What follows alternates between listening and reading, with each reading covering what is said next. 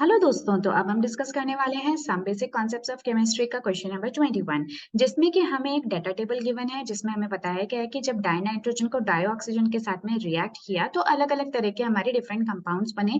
जैसे कि आप सभी जानते हो कि नाइट्रोजन को अगर ऑक्सीजन से रिएक्ट करोगे तो आपको क्या मिलेंगे, नाइट्रोजन ऑक्साइड्स। हालांकि कई सारे तरह के नाइट्रोजन ऑक्साइड होते हैं, बट उसी को ध्यान में रखते हुए ये हमें डाटा टेबल गिवन है। तो हमसे ये पूछा गया है कि इस टेबल के अकॉर्डिंग कौन सा लॉ ऑफ केमिकल कॉम्बिनेशन यहाँ पे फॉलो होता है। तो हालांकि बिना इस डेटा को ध्यान से देखे हुए भी आप समझ सकते हो कि इस क्वेश्चन में कौन सा लॉ अप्लाई होने वाला है, क्योंकि आपके डिफरेंट डिफरेंट तरह के नाइट्रोजन ऑक्साइड्स बनेंगे। तो इसका मतलब हो गया कि हम दो ही एलिमेंट को यूज करके अलग अलग कंपाउंड्स बना रहे हैं। So that means this is law of multiple proportion. But still जो लॉ कहता है उसके अकॉर्डिंग हम लोग बात कर लेते हैं। So according to the law of multiple proportion वो ये कहता है कि अगर दो एलिमेंट्स अलग अलग तरह के कंपाउंड्स आपस में ऐड करने पर या रिएक्ट करने पर बना सकते हो, और अगर उनमें से किसी एक एलिमेंट का अगर हम मास फिक्स कर देते हैं तो जो दूसरा एलिमेंट है उसका जो भी मास होगा वो एक फिक्स होल नंबर रेशियो में होगा। दैट मीन्स इन दोनों में से किसी एक का मास फिक्स होना चाहिए। सो ऑलरेडी दो दो 28 ग्राम्स है। सो लेट्स से कि अगर हम इसका मास फिक्स कर देते हैं तो इसके लिए हमें क्या करना होगा, 2 से मल्टीप्लाई करना होगा। So this becomes 28 gram, this also becomes 28 ग्राम।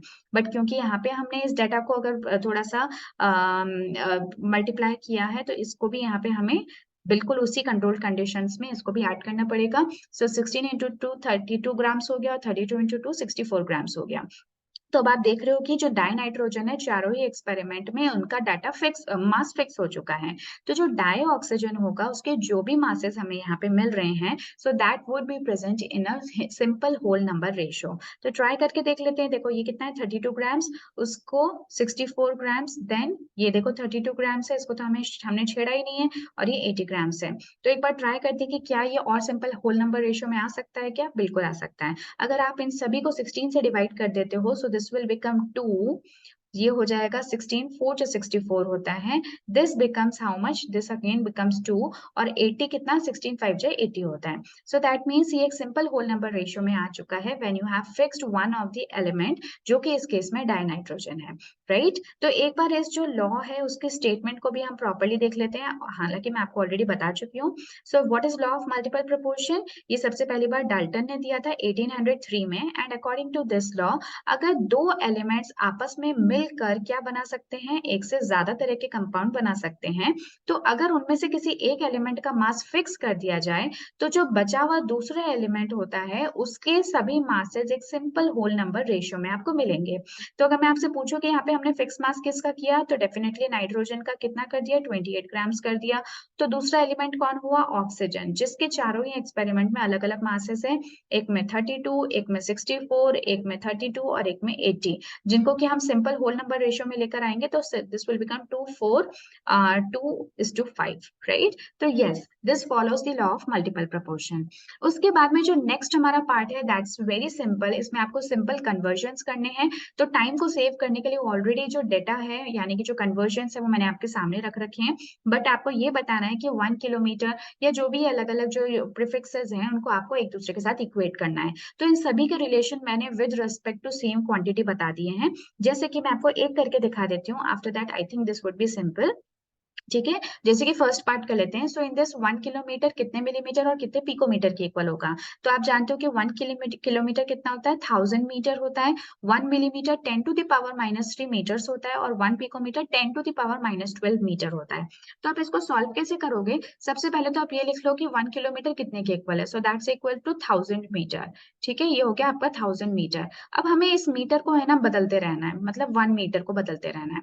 तो देखो, तो 1 किलोमीटर में कितने मिलीमीटर हो गए, तो इस 1000 को आपको छेड़ने की बिल्कुल जरूरत नहीं है। मीटर की जगह पे आप क्या रख सकते हो, देखो इस मीटर की जगह पे हम क्या कर सकते हैं, अगर इस वैल्यू को मैं इधर ले जाऊं लेफ्ट हैंड साइड में तो मुझे 1 मीटर की वैल्यू मिल जाएगी। सो दैट वुड बी 1/10⁻³ यानी कि कितना हो गया, 1000 हो गया। सो this will become 10⁻³ millimetres, right. तो हम क्या बोलेंगे, 1 किलोमीटर के अंदर 10⁻6 मिलीमीटर होता है, राइट। इसी तरह से अगर मैं यहाँ पे पिकोमीटर्स में निकालना चाहती हूँ तो वो कितना हो जाएगा, देखो 10 टू द पावर जो 3 है इसको तो आप बने रहने दो, और जो मीटर है उसकी जगह पे आप पिकोमीटर को ले आओ, यानी कि 1 मीटर की वैल्यू आपको निकालनी है, तो ये 10 टू द पावर -12 इधर डिनोमिनेटर में चला जाएगा, जो कि ऊपर जाने पे कितना हो जाएगा 10 टू द पावर 12, तो this will become 10 to the power 12 picometre.